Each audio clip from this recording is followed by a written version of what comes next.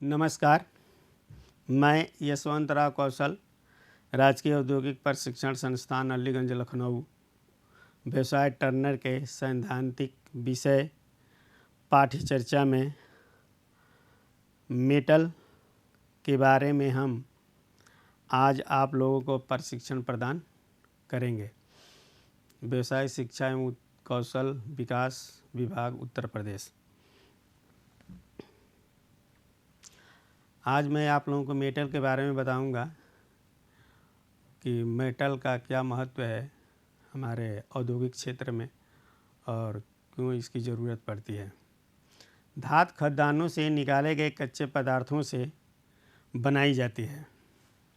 ये देखिए, ये धातु है, खदानों से निकाले गए हैं। धातु जो भी होता है हमारा मेटल, वो खदान कारखानों से निकलते हैं जो कच्चे पदार्थों से बनाई जाती हैं, जो कच्चे होते हैं।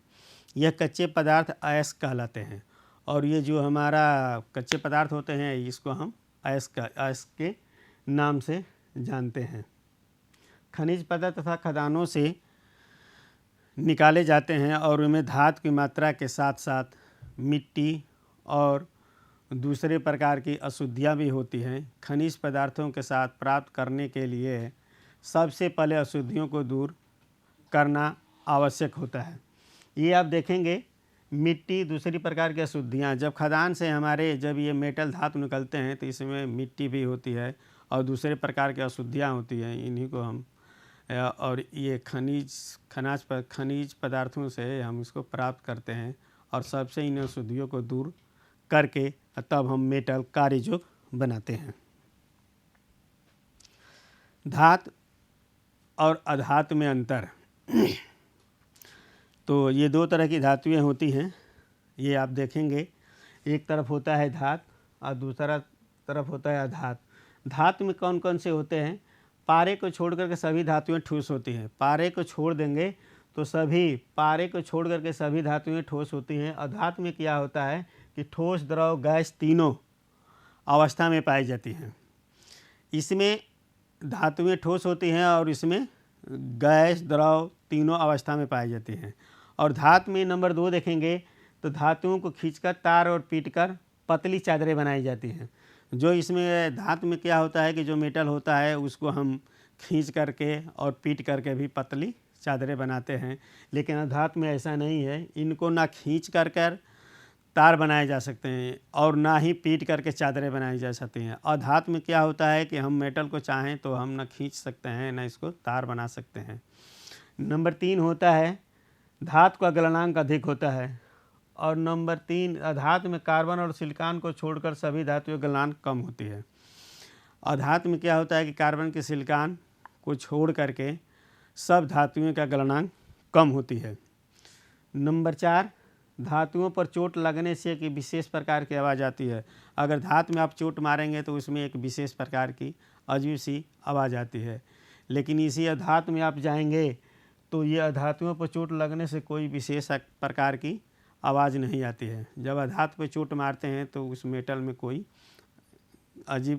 आवाज़ नहीं आती है। नंबर 5 धातुओं को मिलाकर मिश्र धातु बनाई जाती है। धातु जो होता है, मेटल जो होता है, उसको उसमें मिश्र मिला करके हम बनाते हैं। लेकिन अब अधातु में जाएंगे तो अधातु में ये अधातुएं हैं को मिला करके मिश्र धातुएं बनाई जा सकती हैं। इसमें अधातुओं को मिला करके मिश्र धातुएं बनाई जा सकती हैं। नंबर 6 धातुएं प्रायः बिजली तथा ऊष्मा के सुचालक होती है। धातुएं इसमें क्या होती हैं? ऊष्मा के सुचालक होती हैं। लेकिन अधातु में जाएंगे तो कार्बन और ग्रेफाइट को छोड़कर सभी अधातुओं में कुचालक होती हैं। ये इसके बाद आते हैं धातुओं के गुण। धातु के मुख्य निम्नलिखित 3 गुण पाए जाते हैं। नंबर 1 है भौतिक गुण, नंबर 2 यांत्रिक गुण, नंबर 3 रासायनिक गुण। ये 3 गुण पाए जाते हैं मेटल में, जिसको हम धातु कहते हैं। तो ये भौतिक गुण होता है, यांत्रिक गुण होता है, रासायनिक गुण होता है। लेकिन जब इंजीनियरिंग क्षेत्र में हम जाते हैं, लाइन में जाते हैं, तो केवल भौतिक और यांत्रिक गुणों को ही देखा जाता है। जब इंजीनियरिंग क्षेत्र में हम जाते हैं तो भौतिक गुण और यांत्रिक गुण को ही ज़्यादा महत्व देते हैं। तो हम इसके बारे में चर्चा करेंगे कि भौतिक गुण क्या होता है। धातु के भौतिक गुण प्राकृतिक होते हैं और भौतिक गुणों के कारण ही किसी धातु की पहचान की जा सकती है। जो मेटल हमारा होता है वो भौतिक गुण होता है और प्राकृतिक होते हैं, और इस गुण में कारण जो होता है वो किसी धातु की पहचान की जा सकती है। यह गुण धातु में अस्थायी रूप से पाए जाते हैं। ये भौतिक गुण में अस्थायी रूप से आपके ये गुण पाए जाएंगे, और भौतिक गुण का प्रायः निम्नलिखित होते हैं। और ये भौतिक गुण प्रायः निम्नलिखित होते हैं, यानी भौतिक गुण में जो प्राय निम्नलिखित होते हैं उसमें एक आता है आपका रंग, जिसको कलर कहते हैं। प्रत्येक धातु का कोई न कोई रंग होता है। जैसे पीतल का रंग पीला, जैसे पीतल का रंग पीला, और एल्युमिनियम का रंग सफ़ेद होता है। जब कलर में आप जाएंगे तो रंग जो होता है, प्रत्येक धातुओं का अलग अलग रंग होता है, किसी न किसी कलर का होता है। तो जैसे पीतल कलर में जाएंगे तो पीतल का रंग पीला होता है और एल्युमिनियम का रंग सफ़ेद होता है। इसके बाद स्ट्रक्चर, रचना। यदि धातुओं को छोड़कर देखा जाए तो उनके बीच की बनावट भिन्न भिन्न होती है। जैसे स्टील की भीतरी बनावट के ग्रेन्यूलर, इसकी अंदर की जो भीतरी इंटरनल बनावट होती है वो ग्रेन्यूलर होती है, और कास्ट आयरन की क्रिस्टल लाइन और राइट आयरन की फाइबर्स होती है।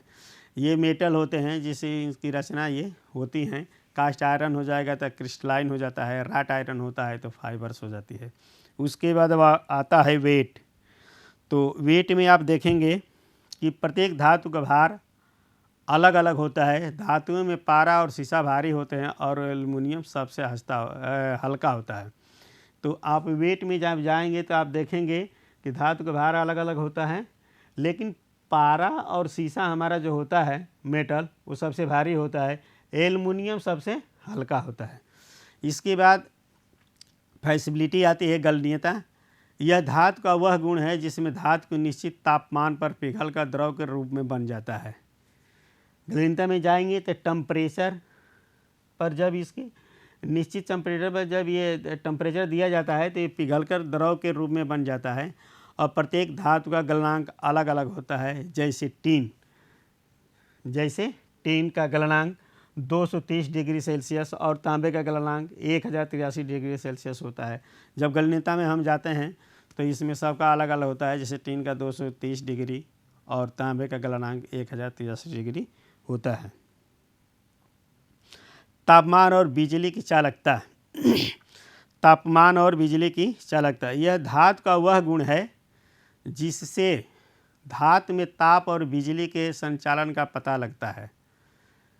मेटल और टेम्परेचर, बिजली का संचालन इसमें पता होता है। जिन धातुओं में ताप और बिजली आसानी से एक सिरे से दूसरे सिरे तक पहुंच जाती है उसे सुचालक कहते हैं। इसमें एक स्थान से दूसरे स्थान तक अगर बिजली आसानी से चली जाए तो सुचालक कहलाता है। और इसी के ठीक उल्टा हो जाता है कि जिस धातु में ताप और बिजली आसानी से एक दूसरे से दूसरे तक नहीं जाती है उसे कुचालक कहते हैं। ये तापमान और बिजली का चालक, इसके बारे में मैं बता रहा था कि माने एक सिरे से दूसरे सिरे तक अगर पहुंचती है तो वो आपको सुचालक का रूप दिया जाता है, और एक दूसरे से दूसरे स्थान तक आसानी से नहीं पहुंचती है वो कुचालक कहलाती है। इसके बाद आता है मैग्नेटिक, चुंबकीयता।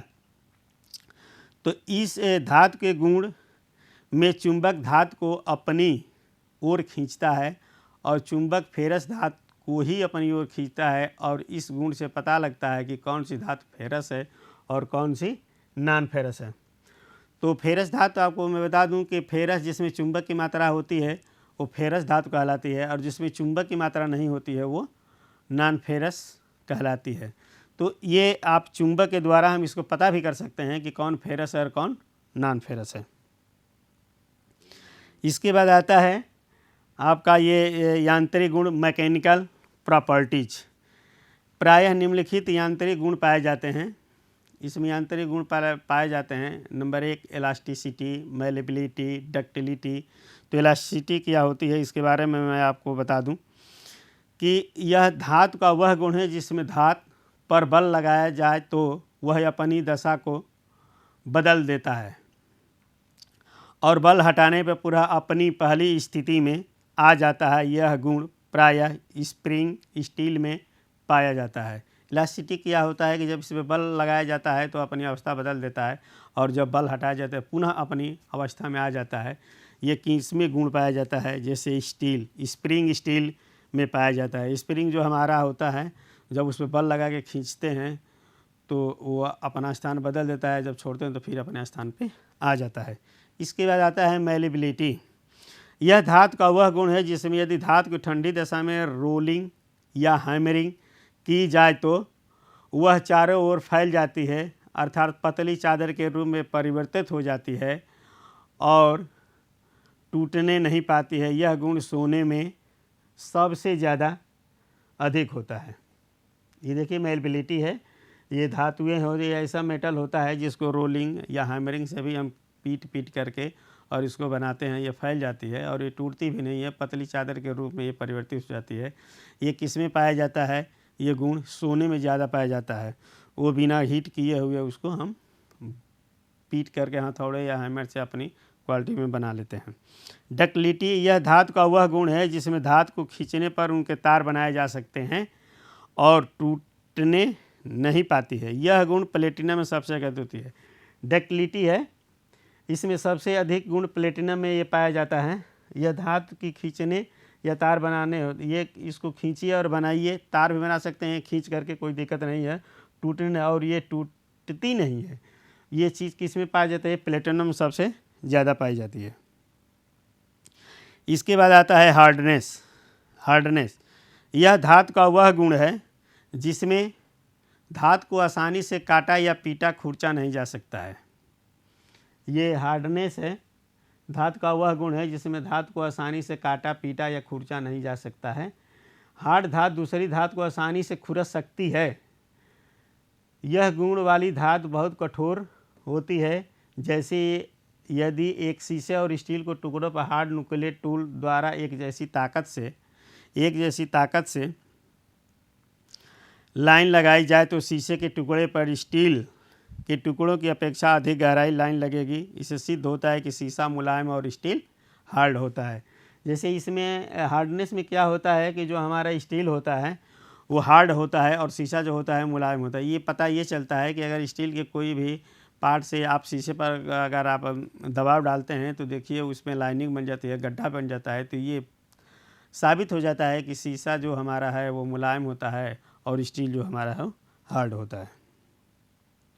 धातुओं का वर्गीकरण, यहाँ पे धातुओं का वर्गीकरण किया गया है। Ferrous metal, non ferrous metal, ferrous alloy, non ferrous alloy, ये सब धातुएं हैं, इनका वर्गीकरण किया गया है। तो फेरस मेटल किसे कहते हैं इसके बारे में मैं बता देता हूँ कि जिस धातु में लोहा आधार होता है वह फेरस मेटल कहलाता है। जिस मेटल में लोहे की मात्रा होती है उसे हम फेरस मेटल कहते हैं। जैसे mild steel, cast steel, wrought iron, ये हमारे मेटल फेरस में आते हैं जिसमें चुंबक की मात्रा होती है। और दूसरा होता है नॉन फेरस मेटल, जिस धातु में लोहे के कण नहीं पाए जाते हैं उसे नॉन फेरस मेटल कहते हैं। जैसे एल्युमिनियम, कॉपर, टिन, इन तीनों धातुओं में हमको लोहे की मात्रा नहीं मिलती है, इनको हम नॉन फेरस मेटल कहते हैं। इसके बाद आता है फेरस एलॉय। फेरस एलॉय क्या होता है? दो या दो से अधिक फेरस धातु को मिलाकर जो मिश्र धातु बनाई जाती है उसे फेरस एलॉय कहते हैं। जैसे chromium steel, tungsten steel, vanadium steel, ये सारे मेटल इस फेरस एलॉय में आते हैं। और उसके बाद आता है आपका नॉन फेरस एलॉय। दो या दो से अधिक नॉन फेरस धातुओं को मिलाकर मिश्र धातु बनती है, उसे नॉन फेरस एलॉय कहते हैं। जैसे ब्रास, गन, मेटल, ये नॉन फेरस एलॉय होते हैं। ब्रास, गन, मेटल, ब्रोंज, ये नॉन फेरस एलॉय में आते हैं।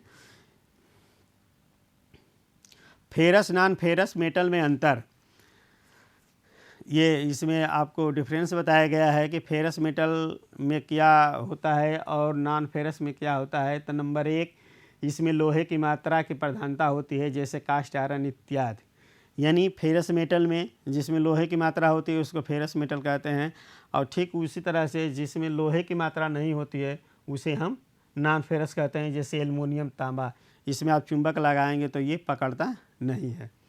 नंबर 2, यह केवल काले और ग्रे रंग का होता है। फेरस मेटल में आप जाएंगे तो यह काला और ग्रे रंग का ही होता है, लेकिन नॉन फेरस में आप जाएंगे तो यह कई रंगों में होता है, ये कई रंग में होता है। इसका कोई ये नहीं होता कि नहीं काले और ग्रे रंग का ही होता है। नंबर 3, फेरस मेटल, इसका गलनांक अधिक होता है, यह ठंडी दशा में ब्रिटल हो जाता है। इसका गलनांक जो होता है टेम्परेचर वो अधिक होता है, और जब ठंडी अवस्था आती है तो ये ब्रिटल हो जाता है। लेकिन जब नॉन फेरस में आप जाएंगे तो इसका गलनांक फेरस मेटल की अपेक्षा कम होता है और गर्म दशा में ब्रिटल होता है। और यही जब आप जाएंगे नॉन फेरस मेटल में तो यह गर्म अवस्था में ही ब्रिटल होता है। यह कम सिकुड़ता है। जो हमारा फेरस मेटल होता है वो बहुत कम सिकुड़ता है, लेकिन यही नॉन फेरस में जाएंगे तो ये अधिक सिकुड़ता है। नंबर 5, इस पर जंग अधिक लगता है और इस पर जंग कम लगता है। फेरस जो जिसमें लोहे की मात्रा होती है उसमें जंग अधिक पकड़ता है, जिसमें नॉन फेरस की मात्रा होती है उसमें अधिक कम जंग पकड़ता है। इसके बाद आता है कॉपर। कॉपर प्रायः कॉपर पाइराइट, ये कॉपर है, कॉपर प्रायः कॉपर पाइराइट नामक अयस्क से बनाया जाता है। जब पाइराइट को खदानों से निकाला जाता है तो उसमें लगभग 33% कॉपर होता है। जब ये खदान से निकाला जाता है तो इसमें 33% आपका कॉपर मिलेगा, जिसको फार्नेस से साफ करके कॉपर प्राप्त कर लिया जाता है। एक फर्नेस होती है, भट्ठी होती है, उसमें इसको डाला जाता है और तब जा कर के ये साफ़ हो जाता है। साफ हो के जो हमारा ओरिजिनल कॉपर होता है वो प्राप्त हो जाता है। इसका गुण क्या है? इसका रंग ब्लैकिश रेड होता है। इसका गलनांक 1083 डिग्री सेल्सियस होता है। इसका अपेक्षित घनत्व 8.93 होता है। यह साफ, डक्टाइल और मेलेबल होता है। यह ताप और बिजली का सुचालक होता है। और ये जो हमारा होता है इसका गुण, ये बिजली और का सुचालक होता है। इसको यूज कहाँ किया जाता है? इसका अधिकतर प्रयोग स्टील पाइप और बिजली के उपकरण बनाने के लिए किया जाता है। ये कॉपर का प्रयोग जो हम करते हैं तो जो बिजली का जो भी कार्य होता है उसमें ये देखे होंगे कि वो जो तार डाले जाते हैं वो कॉपर के ही होते हैं और ये बनाए जाते हैं। इसके अतिरिक्त इसको टीन, जिंक आदि से मिलाकर कई प्रकार के एलॉय भी बनाए जाते हैं। इसके अलावा अगर हम इसको बनाना चाहें तो ये टीन, जिंक आदि के साथ मिलाकर कई प्रकार के एलॉय बनाए जा सकते हैं। इसके गहने भी बनाए जाते हैं और इसके आभूषण भी हम बनाते हैं। इसके बाद आता है एल्युमिनियम।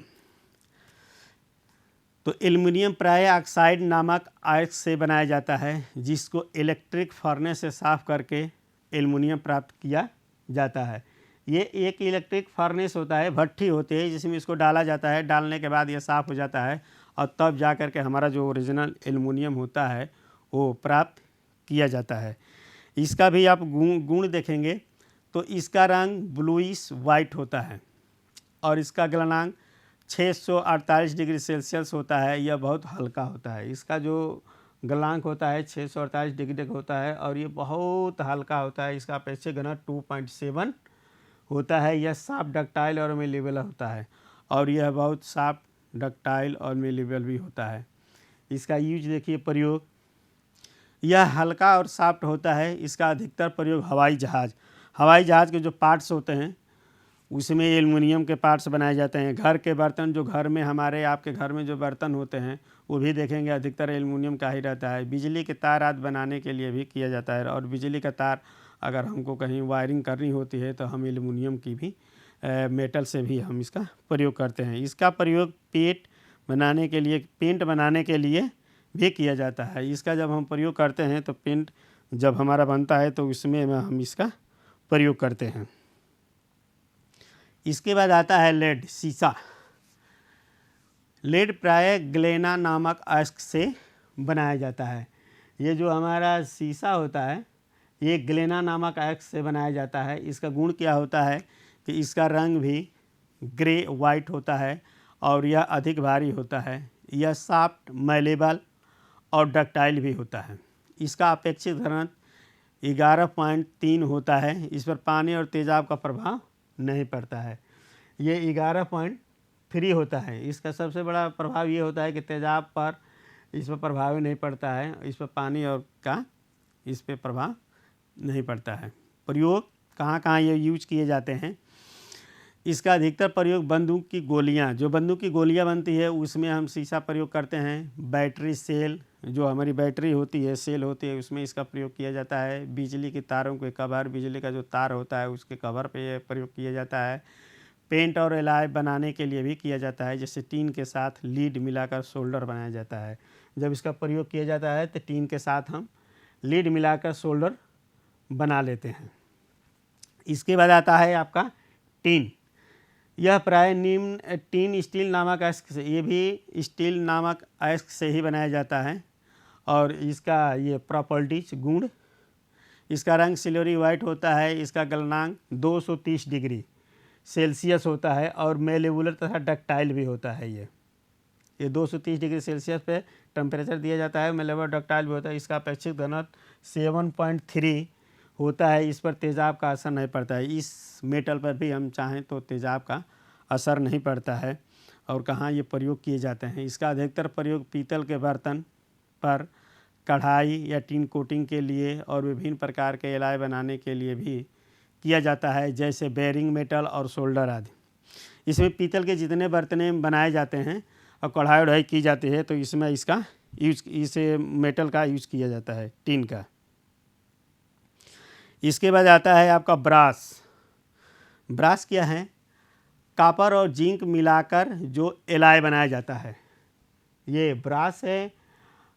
कॉपर जिंक को मिलाकर के जो एलॉय बनाया जाता है उसे हम ब्रास करते हैं। इसमें क्या होता है कि कॉपर और जिंक को जब मिला करके जो बनाया जाता है, वो एलॉय बनाया जाता है, उसे हम ब्रास कहते हैं। कॉपर और जिंक को अलग अलग अनुपात में मिलाकर कई प्रकार के एलॉय बनाए जाते हैं।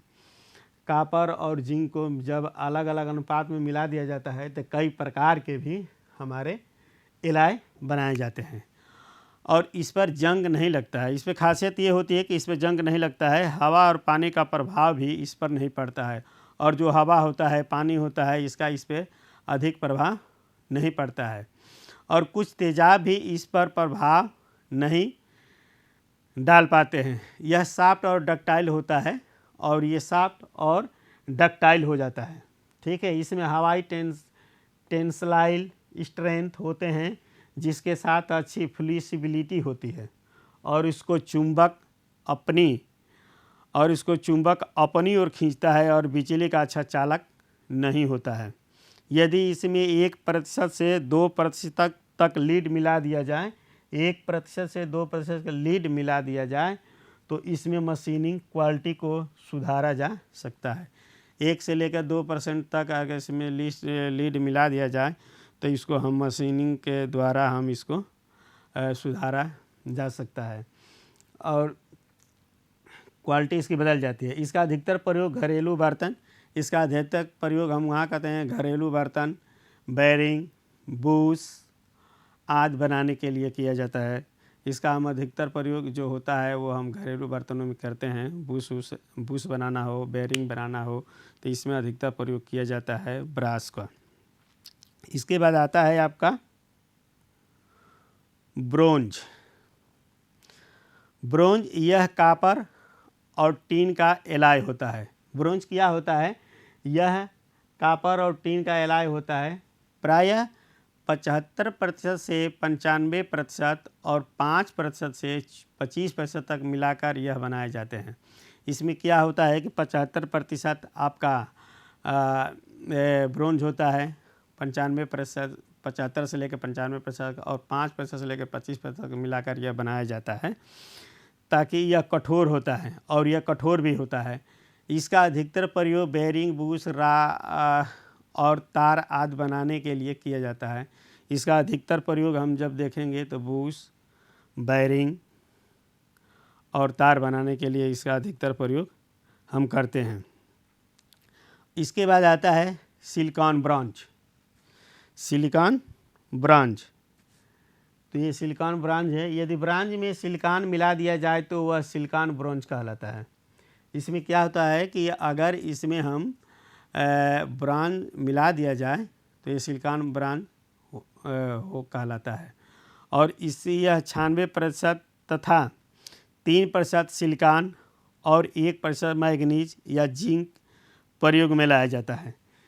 इसमें आप देखेंगे 96% तथा 3% सिलिकॉन और 1% मैग्नीज या जिंक प्रयोग में लाया जाता है। इस पर मौसम का प्रभाव नहीं पड़ता है। इस पर कोई सा भी मौसम है, इस पर कोई बहुत बड़ा प्रभाव नहीं पड़ता है। और इसे कास्टिंग, रोलिंग, स्टैंपिंग, फोर्जिंग और गर्म ठंडी दशा में प्रेस किया जा सकता है। और इसको ठंडी दशा में हम जब चाहें तब हम प्रयोग इसको कर सकते हैं, कोई दिक्कतें नहीं आती हैं। इसे प्रायः सभी विधियों से वेल्डिंग भी किया जा सकता है। इसको अगर हम वेल्डिंग करना चाहें तो सभी प्रकार के विधियों से भी हम इसमें वेल्डिंग कर सकते हैं, कोई ऐसी दिक्कत नहीं होती है। ठीक है। इसके बाद से इसका अधिकतर प्रयोग टैंक और बॉयलर के पार्ट्स बनाने के लिए किया जाता है। इसका अधिकतर प्रयोग आप देखेंगे तो टैंक जो बनाए जाते हैं उनमें इनका प्रयोग होता है, और उसके बॉयलर होते हैं उसमें भी इसका प्रयोग किया जाता है। ये ब्रोंज का ये मेटल होता है, ये कॉपर और टिन के एलॉय होता है और इससे बनाया जाता है, और ये कठोर भी होता है। इसका अधिकतर प्रयोग बेयरिंग बुश के लिए प्रयोग किया जाता है। ये मेटल बहुत लाभदायक होता है। इसके बाद आता है आपका गन मेटल। इसमें 18% कॉपर ये गन मेटल है। इसमें 88% कॉपर, 10% टीन और 2% जिंक वाले को गन मेटल कहते हैं। इसमें कॉपर, टीन और जिंक जब हम इसमें मिला दिए जाते हैं तो ये गन मेटल कहलाता है। ठंडी हालत में इस पर कार्य को आसानी से नहीं किया जा सकता है। ठंडी अगर हालात है तो इस पर हम चाहें कि आसानी से कार्य कर सकें तो हम कार्य नहीं कर सकते हैं, दिक्कतें आती हैं। परंतु 600 डिग्री सेल्सियस तक इसे गर्म करके फोर्जिंग किया जा सकता है। लेकिन 600 डिग्री टेम्परेचर दे करके इसे गर्म कर करके फोर्जिंग किया जा सकता है। यह अधिक मजबूत एलॉय है। ये बहुत मजबूत एलॉय आता है गन मेटल, जिसको हम 600 डिग्री सेल्सियस पर गर्म करके और इसको फोर्जिंग किया जा सकता है,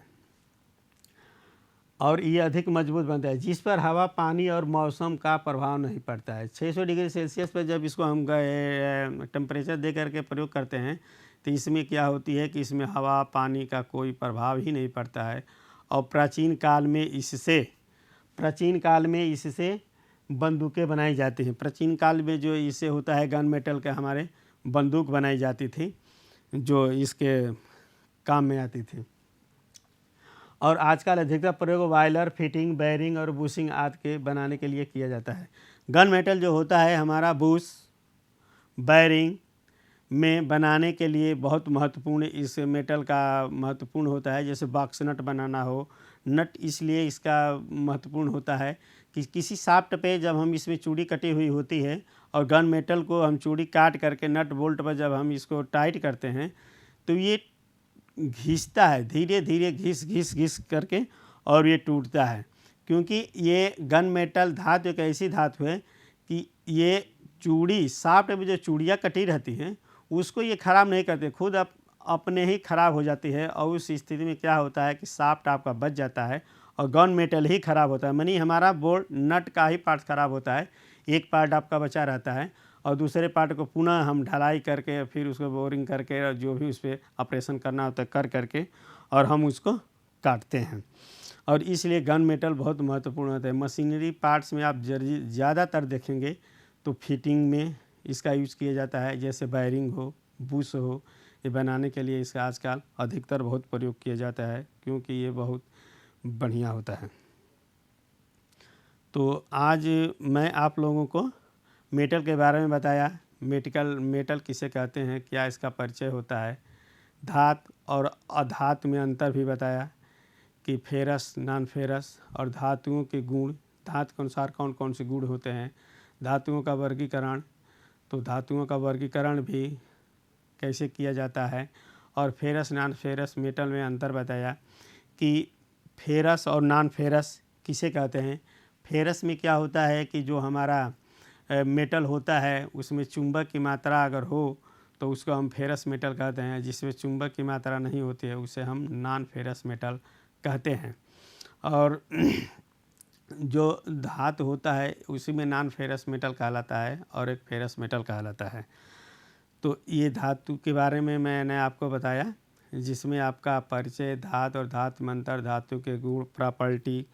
तो आप जब भौतिक, रासायनिक और मैकेनिकल, तो ये मैंने आपको बताया कि भौतिक गुण और रासायनिक गुण ये जो होते हैं और यांत्रिक गुण। तो इंजीनियरिंग लाइन में आपको भौतिक गुण और यांत्रिक गुण पर ज़्यादा जोर दिया जाता है रासायनिक गुण की अपेक्षा।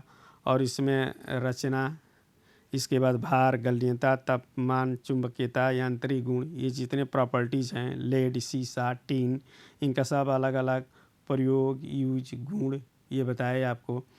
और इसके बारे में आपको मेटल क्यों यूज़ किया जाता है, इसलिए आज हम आप लोगों को मेटल के बारे में प्रशिक्षण प्रदान किया। आशा करते हैं कि भविष्य में ये आप सभी के लिए लाभकारी सिद्ध होगा। नमस्कार, धन्यवाद।